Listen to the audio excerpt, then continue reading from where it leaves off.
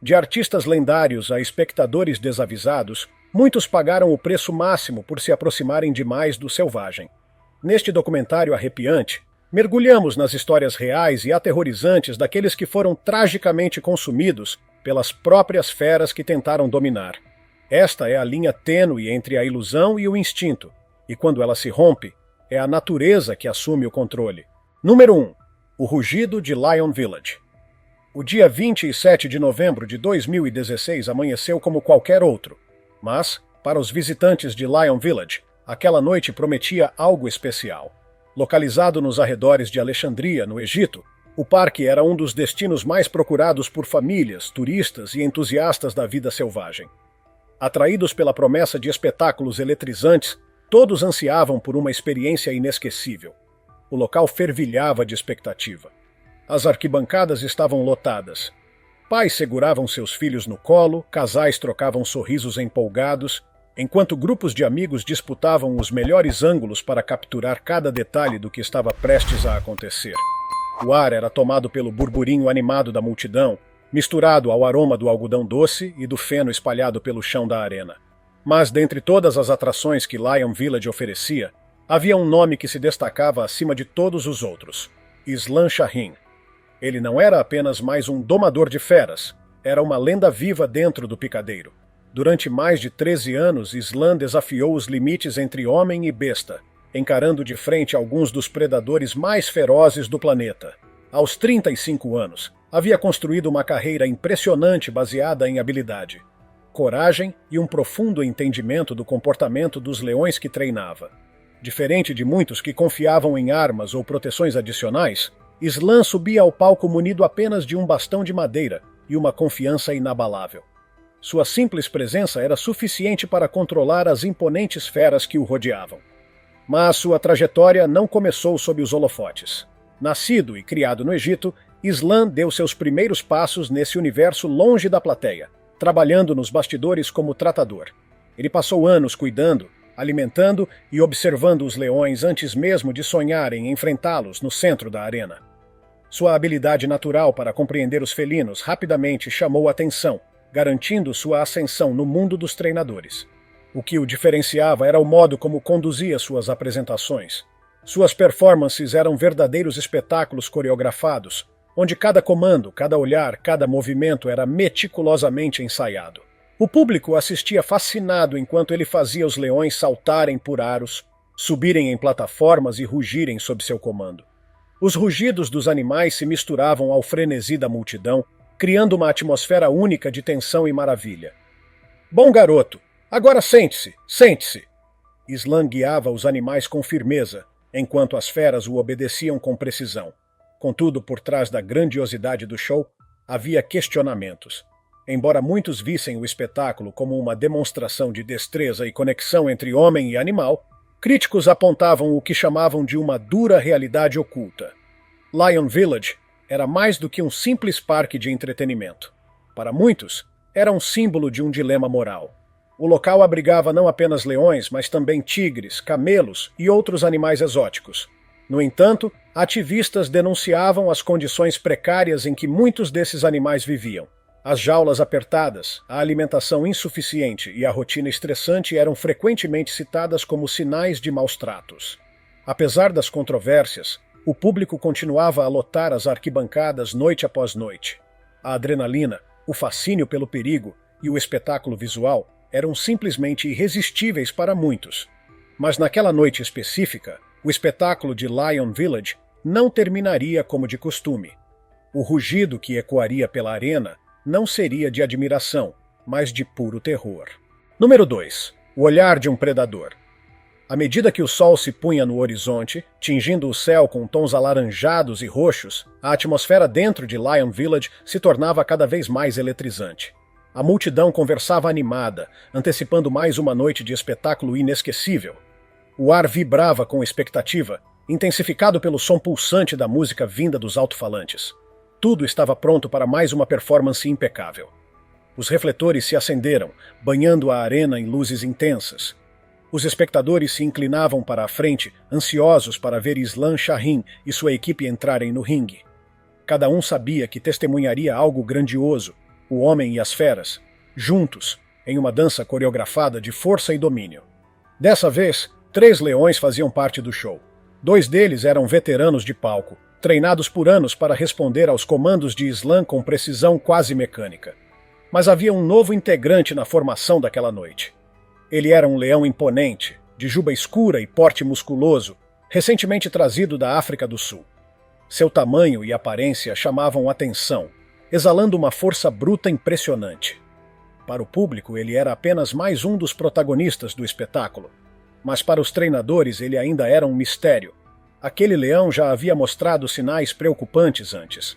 Semanas antes da apresentação, ele atacou um treinador, um incidente rapidamente minimizado pela administração do parque. Foi apenas um susto, nada fora do normal, diziam. Com o tempo, ele se acostumará ao ambiente. Islam confiava em sua experiência e acreditava que conseguiria domar qualquer fera. Afinal, ele já havia lidado com dezenas de leões antes. O que poderia dar errado? Com o espetáculo começando, Islam e 2 treinadores entraram na arena. Como sempre, carregavam apenas varas de madeira, um símbolo de controle que na prática parecia funcionar. Os leões seguiram suas instruções com precisão, escalando plataformas, abrindo suas mandíbulas para exibir suas afiadas presas, pulando sobre obstáculos. O público assistia hipnotizado, mas algo estava diferente naquela noite. O novo leão não se movia como os outros. Enquanto os veteranos executavam seus truques com fluidez, ele parecia deslocado. Seu corpo estava rígido, seus movimentos hesitantes. Ele se mantinha próximo à borda da arena, observando tudo com um olhar fixo e penetrante. Seus olhos não estavam no público, nem nos outros leões. Seu olhar estava cravado em Islam Shaheen. O público, ainda maravilhado com a apresentação, não percebeu a mudança de comportamento do animal. Para eles, tudo parecia parte da encenação. Mas Islam percebeu. Ele notou a diferença na postura do leão, o modo como seus músculos estavam tensionados, o silêncio estranho entre um comando e outro. Aquilo não era um truque, era um aviso. A experiência de anos lhe dizia que algo não estava certo, mas o espetáculo precisava continuar. Ele respirou fundo, ajustou a postura e deu o próximo comando. A multidão ainda não fazia ideia do que estava prestes a acontecer. Islam, porém, sabia que estava diante da calmaria antes da tempestade. Número 3. O momento em que a arena ficou vermelha, a arena pulsava com energia. Os aplausos da plateia ecoavam sob a tenda iluminada, misturando-se ao som da música alta. O espetáculo seguia conforme planejado, cada truque perfeitamente ensaiado, cada movimento meticulosamente calculado. Islam Shaheen, como sempre, demonstrava total controle sobre a situação. Ele caminhava confiante pelo ringue, conduzindo os leões de forma firme, mas aparentemente tranquila. Cada comando seu era seguido com precisão. O público assistia hipnotizado, sem perceber a tensão crescente no ar. Islam levantou seu bastão de madeira e apontou para um dos leões veteranos, indicando que ele deveria subir uma escada posicionada no centro do palco. O grande felino obedeceu prontamente, movendo-se com elegância para a próxima fase do show. Mas no exato momento em que a atenção de Islam se desviou por uma fração de segundo, tudo mudou. O novo leão, aquele de juba escura, cuja presença já era inquietante desde o início, finalmente tomou sua decisão. Em um movimento súbito e explosivo, ele avançou. O ataque foi rápido demais para qualquer reação. O público não teve tempo de entender o que estava acontecendo. Num momento, Islam estava de pé, confiante, conduzindo o show como sempre. No instante seguinte, ele estava no chão, esmagado sob o peso brutal do animal. O rugido do leão foi abafado pelos gritos da multidão. O caos tomou conta da arena. Pais agarraram seus filhos, tentando afastá-los da cena. Alguns correram desesperados para as saídas, enquanto outros permaneciam paralisados pelo choque, incapazes de acreditar no que viam. Aqueles que ainda seguravam seus celulares registraram a cena em vídeos trêmulos. O horror capturado em tempo real. Os treinadores reagiram imediatamente. Corpos se lançaram na arena, bastões golpearam com força a lateral do leão, tentando de qualquer maneira fazê-lo soltar Islam. Mas era tarde demais. O animal estava em frenesi. As garras do leão rasgavam a carne e o tecido da roupa de Islam, enquanto suas mandíbulas se fechavam ao redor do pescoço do treinador. O chão de concreto, antes iluminado e impecável, ficava manchado de vermelho. A música, que ainda ecoava nos alto-falantes, parecia distante. Um lembrete surreal da ilusão que se desmoronava diante dos olhos de todos. O público gritava, chorava, tentava fugir. O terror havia tomado conta de Lion Village. Enquanto isso, na arena, a batalha continuava. Os treinadores usavam toda a força que tinham para afastar o leão. Golpes, gritos, desespero. Mas o animal não soltava sua presa. Cada segundo parecia uma eternidade. Finalmente, depois do que pareceu uma luta interminável, o leão afrouxou a mordida. Com o último sacudir da cabeça, ele largou o corpo de Islam Shahin e recuou lentamente para a beira do ringue, sua juba escura agora manchada de sangue. No centro da arena, Islam jazia imóvel. Aquele que antes encantava multidões com sua coragem e habilidade, agora era a vítima de um espetáculo que havia fugido do controle. O rugido do espetáculo havia se transformado em um pesadelo vivo. Número 4. Uma luta contra o tempo. Os treinadores correram para Islam Shahin assim que o leão finalmente o soltou. O tempo parecia ter desacelerado, cada segundo se arrastando em meio ao caos absoluto. O corpo de Islam jazia no chão, imóvel, cercado por uma poça de sangue que se alastrava pelo concreto frio da arena. O brilho dos refletores tornava o vermelho ainda mais intenso, um contraste grotesco com a grandiosidade do espetáculo que, momentos antes, encantava a plateia. O desespero tomou conta dos bastidores. Os treinadores se ajoelharam ao lado de Islam, pressionando seus ferimentos na tentativa de estancar o sangramento. Seus olhos percorriam seu corpo em busca dos danos. O crânio apresentava um inchaço preocupante, cortes profundos se espalhavam pelo rosto e pelo pescoço, e seus trajes estavam completamente rasgados. A respiração dele era fraca, irregular. Cada segundo era precioso. Do lado de fora da arena, a multidão estava em pânico. Algumas pessoas tentavam fugir, empurrando-se umas às outras em direção às saídas, enquanto outras estavam paralisadas pelo choque. Algumas crianças choravam, agarradas aos pais, enquanto outros espectadores permaneciam vidrados no ringue, incapazes de desviar o olhar da cena assustadora que testemunhavam. A tragédia era real e inescapável. Os organizadores do parque, ainda tentando retomar o controle da situação, rapidamente acionaram uma ambulância. Os minutos que seguiram pareciam uma eternidade. Os paramédicos chegaram o mais rápido que puderam, mas o trânsito de Alexandria dificultava a chegada rápida ao hospital. Cada segundo perdido poderia significar a diferença entre a vida e a morte. Enquanto esperavam, os treinadores fizeram de tudo para manter Islam consciente. Alguns gritavam seu nome, balançavam levemente seu corpo, tentavam impedir que ele fechasse os olhos. Mas a perda de sangue era enorme, e ele parecia cada vez mais distante. Assim que a equipe médica finalmente chegou, Islam foi cuidadosamente colocado em uma maca. Seu corpo foi erguido às pressas e retirado da arena, deixando um rastro de sangue pelo chão do ringue, um lembrete cruel do que acabara de acontecer. O trajeto até o hospital Andalusian Salam foi uma corrida contra o tempo. Dentro da ambulância, os paramédicos lutavam para estabilizá-lo, ajustando máscaras de oxigênio, monitorando os sinais vitais e tentando controlar a hemorragia. O som das sirenes ecoava pela cidade, abrindo caminho em meio ao trânsito intenso do Cairo. Quando finalmente chegaram ao hospital, Islam foi levado diretamente para a sala de emergência. Os médicos, já preparados para o pior, iniciaram uma cirurgia de emergência. Os ferimentos eram devastadores. Seu crânio apresentava fraturas severas, os cortes no pescoço eram profundos, os ossos estavam quebrados e havia uma grave hemorragia interna. Os cirurgiões sabiam que tinham pouco tempo para agir. O ambiente na sala de operações era caótico. Máquinas apitavam sem parar, enfermeiros corriam de um lado para o outro e os médicos trabalhavam freneticamente para conter os danos. Era uma batalha entre a medicina e a morte. Por 2 dias, o mundo acompanhou sua luta pela vida. Familiares, amigos e colegas esperavam ansiosos por qualquer notícia, torcendo por um milagre.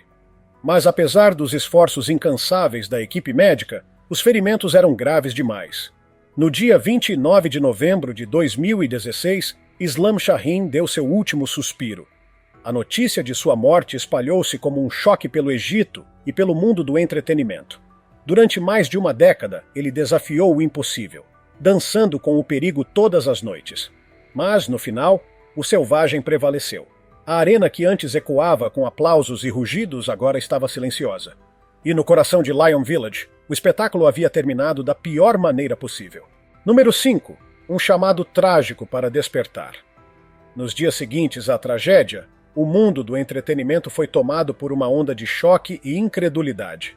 A notícia da morte de Islam Shahin espalhou-se rapidamente, atingindo não apenas aqueles que o conheciam pessoalmente, mas também um público muito maior. Pessoas que até então nunca haviam parado para questionar os riscos envolvidos no treinamento de animais selvagens para espetáculos. As redes sociais foram inundadas com vídeos e imagens do domador em ação. Clipes de antigas apresentações onde Islam aparecia face a face com leões imponentes, segurando apenas um bastão de madeira, passaram a ser compartilhados com um novo olhar. O que antes era visto como um ato de coragem e habilidade, agora parecia uma lembrança perturbadora da linha tênue entre o controle e o caos. As imagens ganhavam um novo significado. Em uma delas, Islam encarava um leão, mantendo uma expressão de confiança absoluta. Em outra, aparecia no meio do espetáculo, guiando os animais com gestos ensaiados e um olhar inabalável. Antes, essas fotos transmitiam a sensação de domínio e respeito entre o homem e a fera. Agora pareciam um presságio sombrio, um lembrete visual de que, por mais treinado que um animal esteja, o instinto nunca pode ser completamente erradicado. O debate começou imediatamente. Por um lado, Islam foi exaltado como um artista talentoso e destemido, alguém que dedicou anos de sua vida ao espetáculo. Seus colegas e familiares enfatizaram sua paixão pelo ofício, relembrando o quanto ele acreditava que sua conexão com os leões ia além do simples treinamento. Para muitos, ele representava a figura clássica do domador de feras, alguém que aceitou os riscos e escolheu viver sob os holofotes, desafiando os limites entre o humano e o selvagem. Mas para outros, sua morte não foi um acidente isolado, e sim um alerta gritante de que esses espetáculos precisam acabar. Ativistas pelos direitos dos animais usaram o caso como um exemplo do que há anos tentam provar: que o uso de leões, tigres e outros predadores em circos e parques é cruel, tanto para os treinadores quanto para os próprios animais. Segundo eles, nenhum treinamento pode mudar a verdadeira natureza de uma fera. E quando esses animais são forçados a viver sob estresse constante, confinados em espaços pequenos e submetidos a rotinas exaustivas, eventualmente algo sai do controle. Lion Village tornou-se o centro de uma grande polêmica. As autoridades fecharam o parque temporariamente enquanto uma investigação era conduzida. Algumas pessoas afirmavam que o ataque foi consequência do comportamento do leão, potencialmente influenciado pela época de acasalamento, um período em que os animais ficam mais agressivos e territorialistas. Outros, no entanto, acreditavam que o problema era muito mais profundo. Eles argumentavam que as condições do parque eram precárias, que os leões eram mantidos em jaulas apertadas e que a falta de um ambiente adequado poderia ter levado o animal ao limite. O ataque, segundo essa visão, não foi um incidente isolado, mas uma consequência previsível de anos de confinamento e estresse. A controvérsia se espalhou rapidamente. Programas de televisão discutiram o caso, especialistas deram entrevistas, e a opinião pública se dividiu. Enquanto alguns defendiam que os treinadores sabiam exatamente os riscos que corriam e que o trabalho de Islam deveria ser respeitado, outros pediam mudanças urgentes na forma como esses espetáculos são realizados, ou até mesmo o fim definitivo desse tipo de entretenimento. Mas, independente dos debates e das opiniões divergentes, uma coisa era inegável. A morte de Islam Shahin marcou um antes e um depois no mundo dos espetáculos com animais selvagens. Para sua família, amigos e colegas, a perda era insuportável. O homem que passara a vida acreditando em sua habilidade de domar feras havia sido traído pelo mesmo instinto que pensava controlar. E para o restante do mundo, ficava uma pergunta inquietante: quantas tragédias como essa precisarão acontecer antes que as pessoas entendam que o selvagem nunca pode ser realmente domado? Número 6. A noite em que a magia se desfez. Se a trágica morte de Islam Shahin havia sido um alerta brutal sobre os perigos de treinar leões para o entretenimento, um outro evento, ocorrido anos antes, servia como prova incontestável de que nenhum animal selvagem pode ser completamente domado. Não importa o tempo de convivência, os anos de treinamento ou o vínculo construído. Dessa vez, o palco da tragédia não era um circo tradicional ou um parque de vida selvagem, mas sim Las Vegas, a cidade do brilho, da extravagância e dos espetáculos grandiosos. Por décadas, Siegfried e Roy foram os mestres do ilusionismo, dominando a cena do entretenimento mundial com seu espetáculo único. Diferente de outros mágicos, eles não apenas criavam ilusões surpreendentes, mas faziam isso ao lado de feras exóticas, incluindo seus famosos tigres brancos.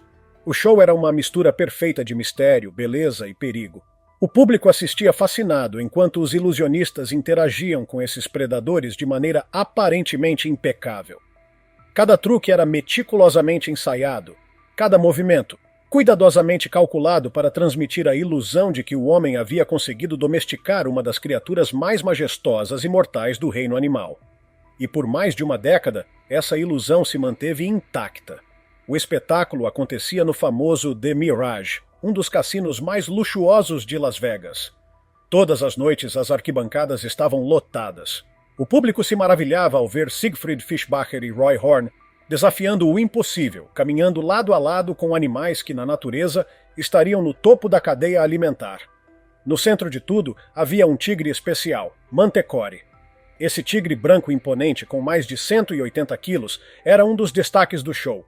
Criado em cativeiro, treinado desde filhote, ele era tratado como parte da família por Roy, que acreditava ter desenvolvido um laço inquebrantável com o animal. Para Roy, Mantecore não era apenas um componente do espetáculo. Ele era um amigo, um parceiro de cena, quase um filho. Mas no dia 3 de outubro de 2003, essa relação foi colocada à prova de forma devastadora. Aquela noite deveria ser apenas mais uma entre as milhares de apresentações que a dupla já havia realizado. Tudo estava perfeitamente planejado. As luzes brilhavam, o público assistia em êxtase e a atmosfera no teatro era de pura magia.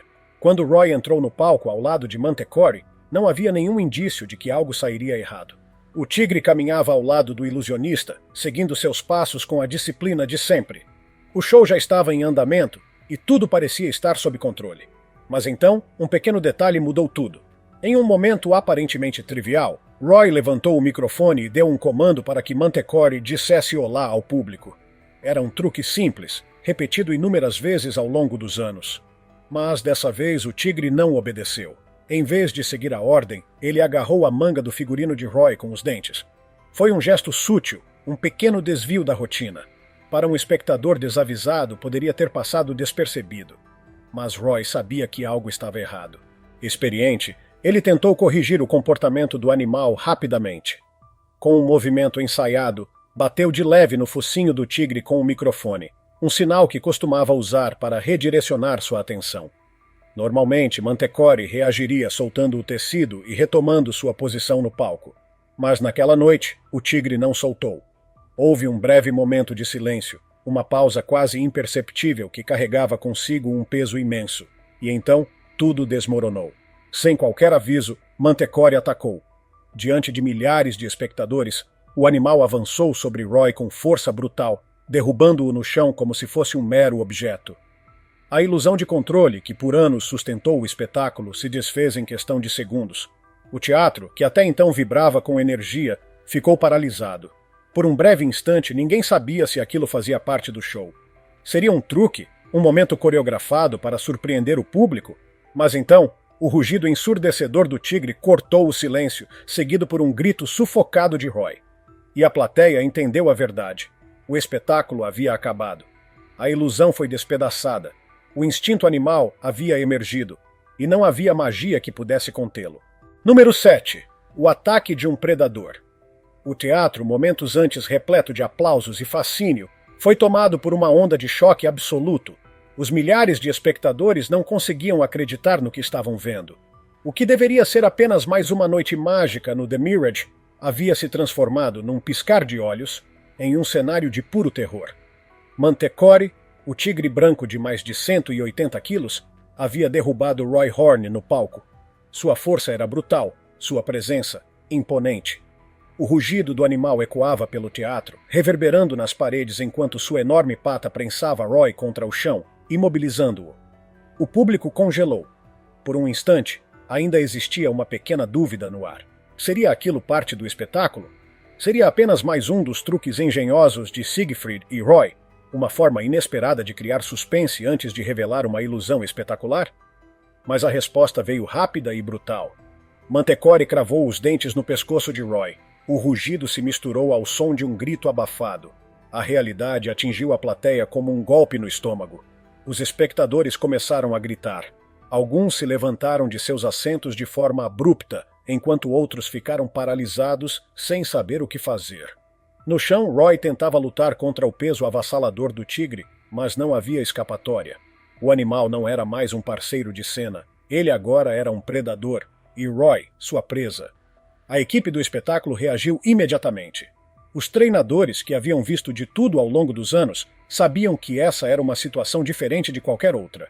Eles correram para o palco armados com extintores de incêndio, um dos poucos métodos disponíveis para assustar o animal e fazê-lo recuar.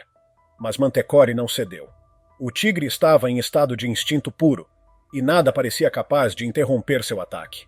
A cada segundo que passava, o perigo se tornava mais evidente. Roy perdia sangue rapidamente e o teatro, antes vibrante com luzes e ilusões, agora era um cenário de desespero absoluto. Foi então que Siegfried apareceu. Ao ver seu parceiro caído, seu rosto se contorceu em puro horror. Durante anos, eles haviam criado juntos um espetáculo que desafiava os limites entre homem e fera, entre controle e caos. Mas ali, naquele momento, não havia mais controle algum. Ele gritou desesperadamente por Mantecore, tentando alcançar Roy. Mas os treinadores sabiam que palavras não seriam suficientes. Um dos funcionários pegou a base de um extintor de incêndio e golpeou a cabeça do tigre com força. Foi o golpe final necessário para quebrar o transe da fera. Mantecore finalmente soltou Roy e recuou. O teatro inteiro prendeu a respiração. Roy não se movia. O homem que, por anos, hipnotizou multidões com seu carisma e domínio sobre os tigres, agora estava imóvel no chão, ensanguentado, entre a vida e a morte. Atrás da cortina, paramédicos lutavam contra o tempo para salvá-lo.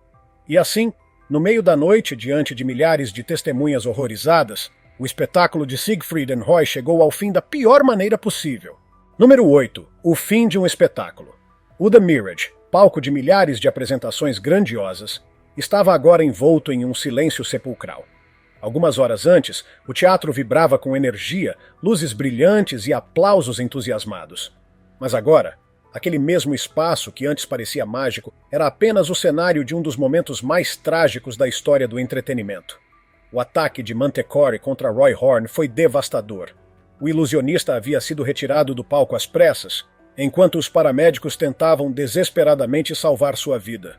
O tempo era crucial, o sangramento era severo, a pressão arterial caía rapidamente, e seu corpo começava a entrar em choque. Assim que chegou ao University Medical Center, uma equipe médica altamente qualificada já estava de prontidão. Cada segundo contava. Os ferimentos eram críticos. A mordida de Mantecore havia esmagado a traqueia de Roy, causado graves danos aos vasos sanguíneos do pescoço e comprometido sua coluna vertebral. Ele perdeu uma quantidade alarmante de sangue e seu coração chegou a parar várias vezes na mesa de cirurgia. Os médicos tiveram que tomar medidas extremas para tentar salvar sua vida. Foi necessário remover parte de seu crânio para aliviar a pressão sobre o cérebro inchado. Roy passou por múltiplas transfusões de sangue, enquanto os cirurgiões trabalhavam incansavelmente para reparar os danos catastróficos. No hospital, Siegfried não saiu de seu lado. Ele esperava, rezava, buscava respostas para o que havia acontecido. Como tudo pôde dar tão errado tão rápido? Durante anos, Roy sempre disse que confiava plenamente em seus tigres. Eles eram sua família, seu legado. Mas agora, aquela confiança parecia uma ilusão quebrada. Contra todas as probabilidades, Roy sobreviveu. Mas o preço foi alto. O homem que antes dominava o palco com graça e autoridade nunca mais foi o mesmo. O ataque o deixou com danos neurológicos severos, comprometendo sua fala e sua capacidade de locomoção. Ele perdeu muito de sua mobilidade e precisou passar anos em reabilitação intensa. O homem carismático que um dia comandou os holofotes agora enfrentava a luta mais difícil de sua vida, recuperar o mínimo de sua independência. O ataque significou o fim imediato do espetáculo de Siegfried e Roy.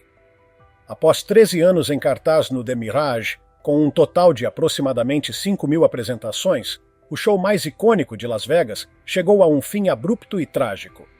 O cassino, que durante anos se orgulhou de sediar um dos espetáculos mais impressionantes do mundo, anunciou oficialmente o cancelamento da atração. E assim, um império caiu.